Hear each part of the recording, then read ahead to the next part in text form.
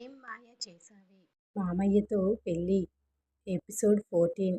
పండుగ తర్వాత కొత్త ఉదయం. మరుసటి రోజు ఉదయం పండుగ సందడి పూర్తిగా తగ్గిపోయింది. నిన్న జనాలతో కలకలలాడిన మైదానం ఈరోజు ప్రశాంతంగా కనిపిస్తోంది. రాఘవ మాత్రం తెల్లవారుజామునే లేచి బయటకు వచ్చాడు. ఇంటి ముందు కూర్చుని టీ తాగుతున్నాడు. అప్పుడే సిరి బయటకు వచ్చి ఇంత పొద్దున్నే లేచారా అని అడిగింది. రాఘవ నవ్వుతూ పండుగ అయిపోయింది కదా, ఇక మళ్ళీ ఊరి పనులు మొదలు అన్నాడు.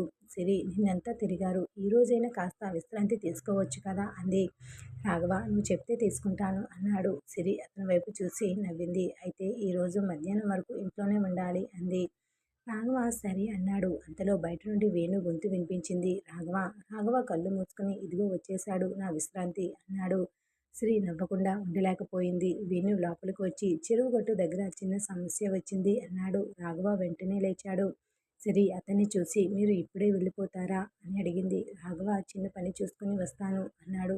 సిరి మౌనంగా తల ఊపింది. చెరువు గట్టు దగ్గరికి రాఘవ వేణు చేరుకునేసరికి అక్కడ కొంతమంది రైతులు గుమికూడి ఉన్నారు.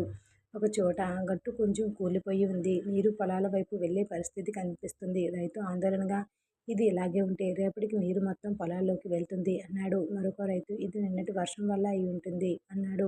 రాఘవ గట్టు దగ్గరికి వెళ్ళి చూశాడు. ఇది వర్షం వల్ల మాత్రమే కాదు అన్నాడు. ఎక్కడో నీరు వెళ్లే దారి మూసుకుపోయింది అని చెప్పి కాస్త ముందుకు వెళ్ళాడు. అక్కడ మట్టి చెత్త పేరుకుపోయింది.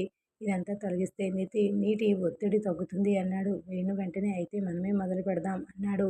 రాఘవ నవ్వుతూ ఈ రోజు నువ్వు నిజంగా పని చేయబోతున్నావా అని అడిగాడు. వేణు నిన్న ప్లేట్లు పంచాను కదా అన్నాడు. అది కూడా పని కిందే వస్తుంది అని చెప్పి చేతిలో పార తీసుకున్నాడు.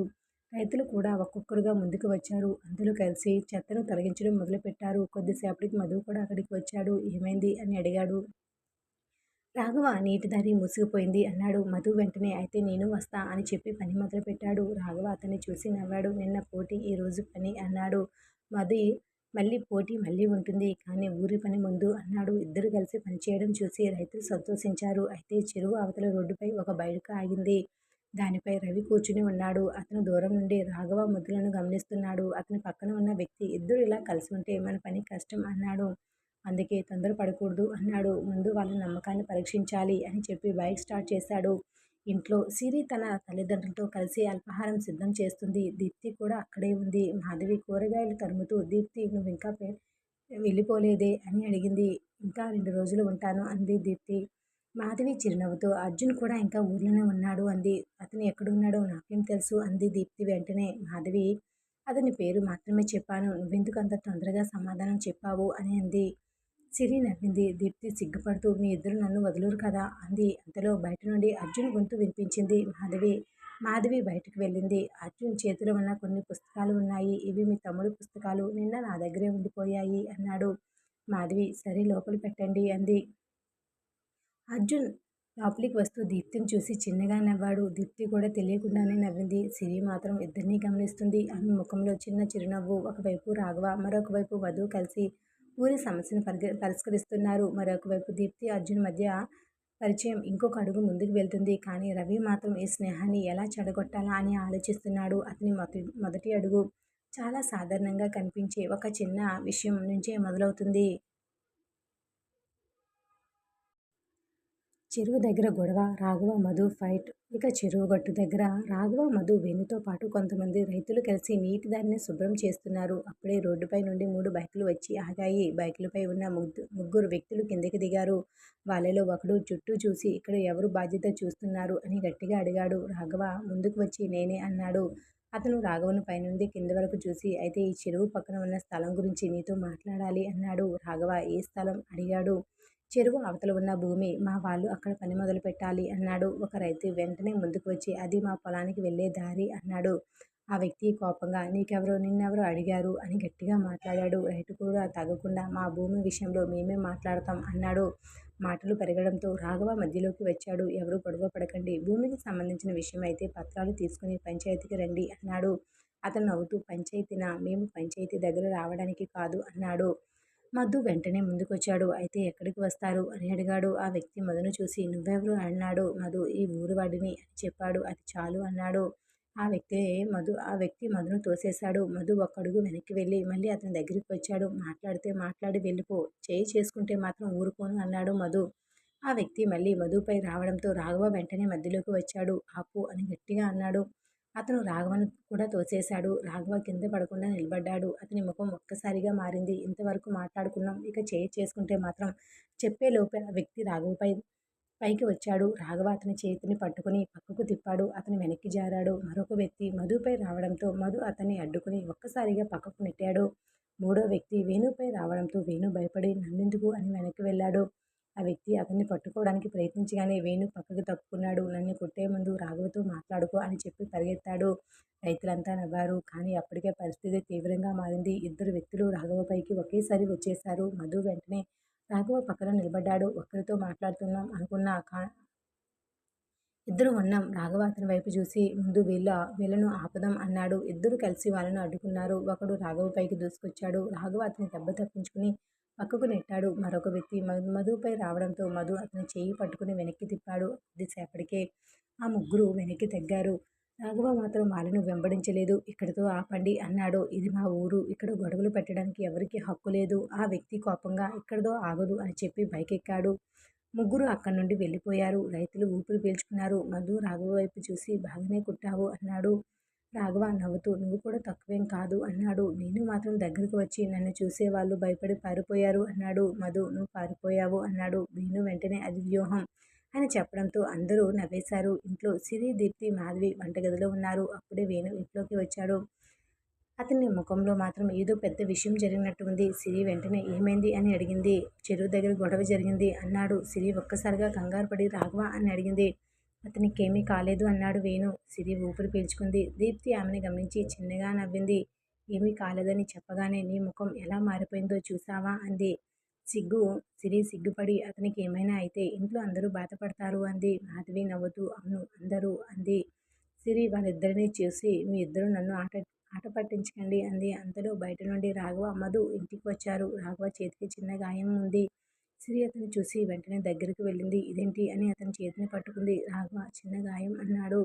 సిరి ఆందోళనగా చిన్నదే అయితే రక్తం ఎందుకు వస్తుంది అడిగింది. రాఘవ నవ్వుతూ నువ్వు భయపెడితేనే ఇది పెద్ద గాయం అవుతుంది అన్నాడు. సిరి ఏమీ మాట్లాడకుండా లోపలికి వెళ్ళి మందు తీసుకొచ్చింది. రాఘవ నిశ్శబ్దంగా ఆమె చేతిని చూస్తూ ఉన్నాడు. ఆమె అతని గాయానికి మందు రాస్తూ ఇకపై ఇలాంటి గొడవల్లో ముందుకు వెళ్ళకండి అంది.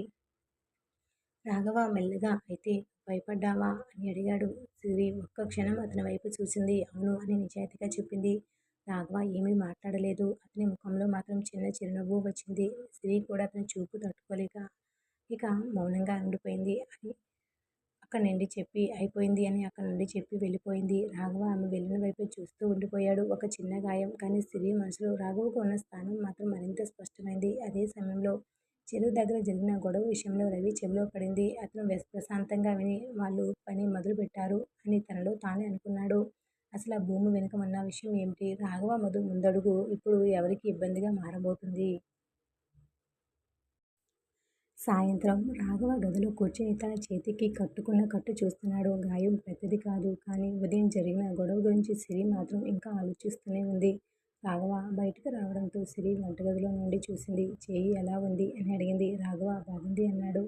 సిరి మళ్ళీ తన పనిలో పడిపోయింది. రాఘవ ఆమె దగ్గరికి వెళ్ళి ఏమైంది అని అడిగాడు. ఏమీ లేదు అంది సిరి. ఉదయం నుండి నాతో సరిగ్గా మాట్లాడటం లేదు. రాఘవ నవ్వుతూ నువ్వే కదా మాట్లాడొద్దని చెప్పింది. సిరి వెంటనే నేనెప్పుడు చెప్పాను అంది. గొడవల్లో ముందుకు వెళ్ళొద్దని చెప్పావు. అది మాట్లాడొద్దని చెప్పినట్టే కదా అని రాఘవ సరదాగా అన్నాడు. సిరి అతని వైపు చూసి మీరెప్పుడు ఇలాగే మాట్లాడతారు అంది. ఏం జరిగినా నవ్వుతూ తీసుకుంటారు. రాఘవ కాసేపు మౌనంగా ఉన్నాడు. అందరూ భయపడితే సమస్య ఇంకా పెద్దదవుతుంది అన్నాడు. నేను భయపడకూడదా అని సిరి అడిగింది. రాఘవ ఆమె వైపు చూశాడు. నువ్వు భయపడితే నాకు మాత్రం నచ్చదు అన్నాడు. సిరి కాస్త మృదువుగా అయితే నన్ను భయపెట్టే పనులు చేయకండి అంది. రాఘవ ఆ మాటకు సరే అన్నాడు. ఇక జాగ్రత్తగా ఉంటాను అన్నాడు. సిరి నిజంగానేనా అని చెప్పడంతో నిజంగానే అని రాఘవ చెప్పడంతో ఆమె ముఖంలో చిరునవ్వు వచ్చింది. అంతలో మాధవి అక్కడికి వచ్చింది. వదిన అని పిలిచింది. సిరి తిరిగి ఏంటి మాధవి అంది. మాధవి నవ్వుతూ ఇక ఇద్దరి మధ్య ఏదో సీరియస్ మీటింగ్ జరుగుతున్నట్టుంది అంది. సిరి వెంటనే ఏమీ లేదులే అంది. రాఘవ మాత్రం నీ వదిన నాకు క్లాస్ తీసుకుంటుంది అన్నాడు. మాధవి నవ్వుతూ అది మంచిదే అంది. అన్నయ్య మీకు ఎవరైనా భయపడకుండా చూసేవాళ్ళు ఉండాలి. ఇప్పుడు మీ ఇద్దరు ఉన్నారు అన్నాడు. సిరి, మాధవి ఒకరినొకరు చూసుకున్నారు. మాధవి నవ్వుతూ నేను వెళ్ళిపోతాను అని అక్కడి నుండి వెళ్ళిపోయింది. సిరి కూడా నవ్వుకుంది. మరొక వైపు మధు ఇంటికి ముందు కూర్చుని ఉన్నాడు. రవి అతని దగ్గరికి వచ్చాడు. మధు అని పిలిచాడు. మధు ఏంటి అని అడిగాడు. ఈరోజు జరిగిన గొడవ గురించి తెలుసు. మధు కాసేపు అతని వైపు చూసి అవును అన్నాడు. రాఘవకు గాయమైంది. రవి వెంటనే అందుకున్నాడు. నువ్వు ఇలాంటి విషయాల్లో ఎక్కువగా ఇరుక్కోకు అన్నాడు. ఎందుకు? ఇది మన ఊరి సమస్య కాబట్టి నేను చూస్తాను అన్నాడు రవి. మధు, రవి నువ్వు రాఘవ కోసం ఎందుకు ఇంతలా చేస్తున్నావు అని అడిగాడు. మధు చిరునవ్వుతో అతను నా స్నేహితుడు అన్నాడు. నిన్నటి వరకు పోటీ, ఈరోజు స్నేహం, రేపేమవుతుందో చూద్దాం అని నవ్వాడు. రవి మాత్రం ఏమీ మాట్లాడలేదు. రవి ఒంటరిగా కూర్చొని స్నేహం ఇంకా బలపడక ముందే ఏదైనా చెయ్యాలి అని అనుకున్నాడు. ఆ రాత్రి ఇంటి మేడపై సిరి బట్టలు ఆరేస్తుంది. రాఘవ కూడా అక్కడికి వచ్చాడు. ఇంకా నిద్రపోలేదా అని అడిగాడు. సిరి ఇవి ఆరేయాలి అంది. రాఘవ ఒక బట్ట తీసుకుని ఆమెకు ఇచ్చాడు. ఇదిగో.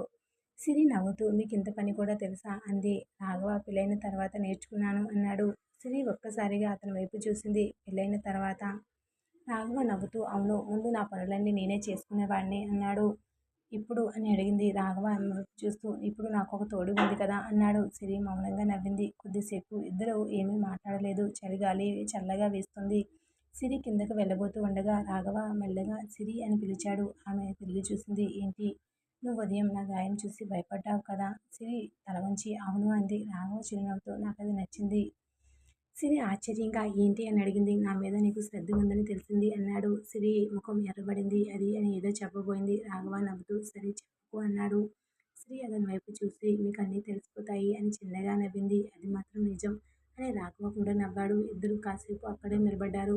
మాటలు పెద్దగా ఏమీ లేవు, కానీ ఆ నిశ్శబ్దంలో వాళ్ళ మధ్య పెరుగుతున్న ప్రేమ మరింత స్పష్టంగా కనిపించింది. అప్పుడే కింద నుండి వేణు గొంతు రాఘవ అని వినిపించింది. ఇద్దరు ఒక్కసారిగా కిందకి చూశారు. వేణు రేపు ఉదయం పంచాయతీకి రావాలి అని అరిచాడు. ఎందుకని అడిగితే చెరువు భూమి గురించి ఒక ఫిర్యాదు వచ్చింది అన్నాడు. రాఘవ ముఖం ఒక్కసారిగా సీరియస్ అయింది. సిరి కూడా అతని వైపు చూసింది. ఉదయం జరిగిన గొడవ ఇప్పుడు పంచాయతీకి చేరింది. అసలు ఆ భూమి ఎవరిది? ఆ గొడవ వెనుక పాత్ర ఉందా? మరుసటి రోజు ఉదయం రాఘవ పంచాయతీ కార్యాలయానికి వెళ్ళేసరికి అక్కడ మధు, వేణు, కొంతమంది రైతులు ముందే ఉన్నారు.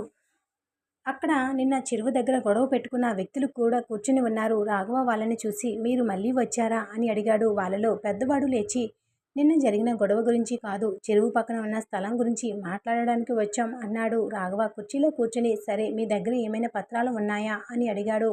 అతను వెంటనే ఒక ఫైల్ బయటకు తీశాడు. ఈ భూమి మా కుటుంబానికి చెందినది, ఇందులో ఉంది అన్నాడు. అక్కడున్న రైతులు ఒక్కసారిగా మాట్లాడడం మొదలుపెట్టారు.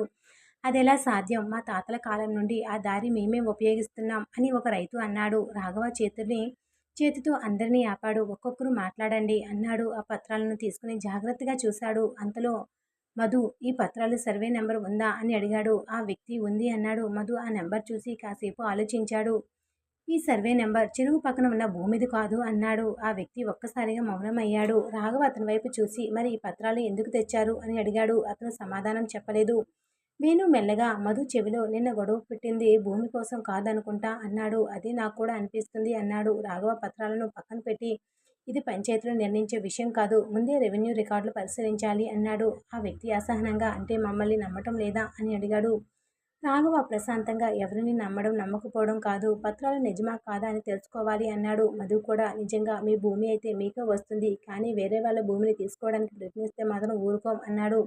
ఆ వ్యక్తి కోపంగా లేచి ఇది ఇంతటితో ఆగదు అని బయటికి వెళ్ళిపోయాడు. రాఘవ అతని వైపు చూస్తూ ఉండిపోయాడు. కొద్దిసేపటి తర్వాత మధు రాఘవ దగ్గరికి వచ్చాడు. నీకు కూడా ఏదో అనుమానం ఉందా అని అడిగాడు. రాఘవ ఉంది.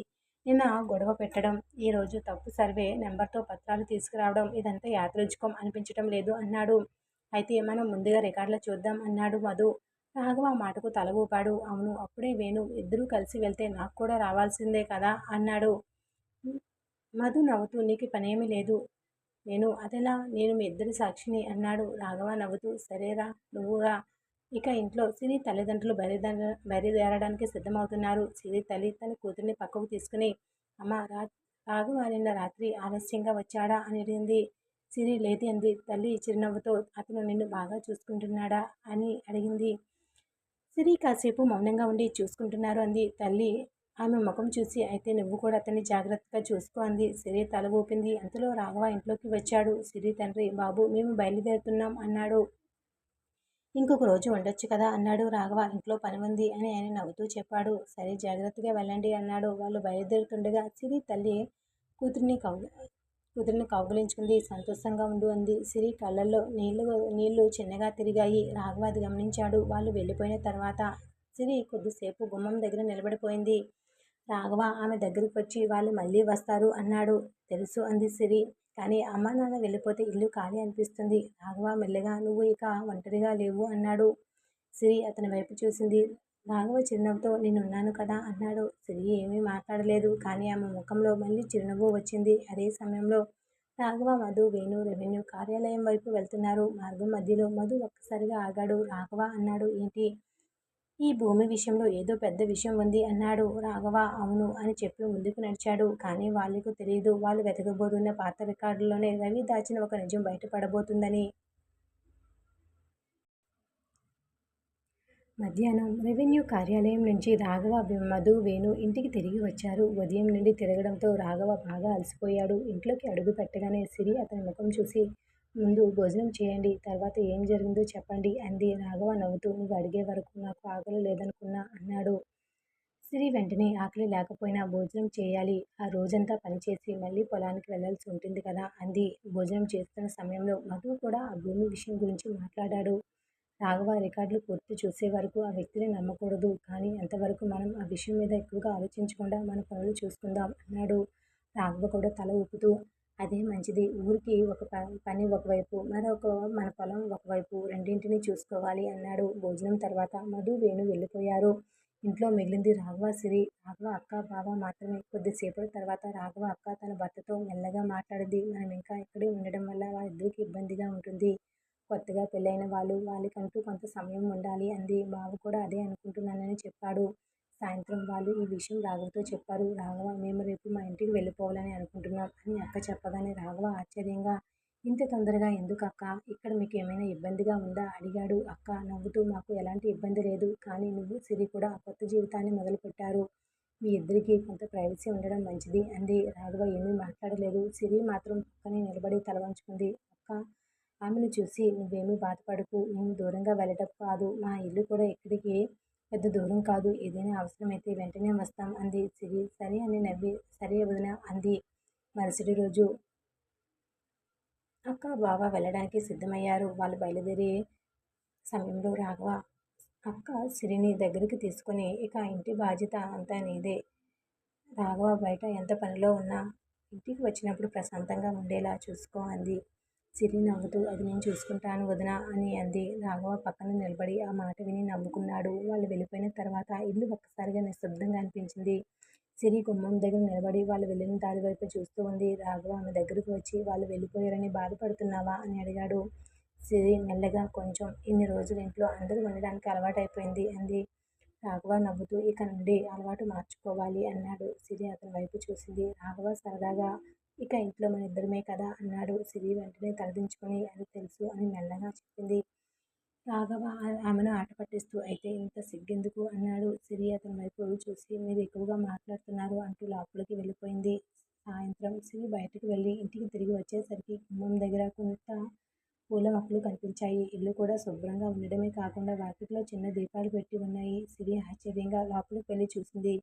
రాఘవ మాత్రం వెనుక నుండి నిశ్శబ్దంగా వచ్చి నచ్చిందా అని అడిగాడు. సిరి తిరిగి చూసి ఇదంతా మీరు చేశారా అని అడిగింది. రాఘవ నవ్వుతూ అవును, ఇన్ని రోజులు ఇంట్లో అందరూ ఉన్నారు, ఇప్పుడు మన ఇద్దరమే ఉంటాం కదా, ఇల్లు కూడా మన ఇద్దరికి నచ్చినట్టు ఉండాలి అనిపించింది అన్నాడు. సిరి ఆ మొక్కల వైపు చూసి చాలా బాగుంది అంది. కాసేపు ఆగి కానీ ఇంత పని చేసి మీరు మళ్ళీ పొలానికి వెళ్ళాలి కదా అని అడిగింది. రాఘవ నవ్వుతూ పొలం నా బాధ్యత, నువ్వు నా ఇంటి బాధ్యత అన్నాడు. సిరి వెంటనే అంటే ఇల్లు మాత్రమే నాదా, పొలం కూడా నేను పనిచేయొచ్చుగా అంది. రాఘవ ఆమెను చూసి నవ్వుతూ నువ్వు నిజంగా పొలానికి వస్తే మాత్రం అక్కడ వాళ్ళంతా పని మర్చిపోయి నిన్నే చూస్తారు అన్నాడు. సిరి సిగ్గుపడి అంత అందంగా ఉన్నానా అని అడిగింది. రాఘవ క్షణం ఆమె వైపు చూసి నాకు మాత్రము ఉన్నావు అన్నాడు. ఆ మాట విన్న సిరి ఏమీ మాట్లాడలేక నవ్వుతూ లోపలికి వెళ్ళిపోయింది. రాఘవ మాత్రం ఆమె వెళ్ళిన వైపే చూస్తూ నిలబడ్డాడు. ఇక వాళ్ళిద్దరికీ మొదటిసారి నిజంగా ఒంటరిగా గడిపబోయే రోజులు మొదలయ్యాయి. అదే సమయంలో రాఘవ మనసులో మాత్రం మరో ఆలోచన ఉంది. రేపు ఉదయమే పొలానికి వెళ్ళాలి. పంట పరిస్థితి చూడాలి. నిన్నటి వర్షంతో నీరు నిలిచిన చోట ఏం చేయాలో నిర్ణయించాలి. సర్పంచ్ గారే ఊరి బాధ్యతలు తీసుకునే రాఘవ ఇప్పుడు తన రైతు జీవితాన్ని కూడా సరిగ్గా చూసుకోవాల్సిన సమయం వచ్చింది. అక్కడే సిరి తన జీవితంలోకి మరో కొత్త విధంగా అడుగు పెట్టబోతుంది. తర్వాత ఏం జరుగుతుంది? సిరి అసలు ఏం చేయనుంది అనేది వచ్చే ఎపిసోడ్ మిస్ కాకండి. ఇది రోజు ఎపిసోడ్ లైక్ ద వీడియో.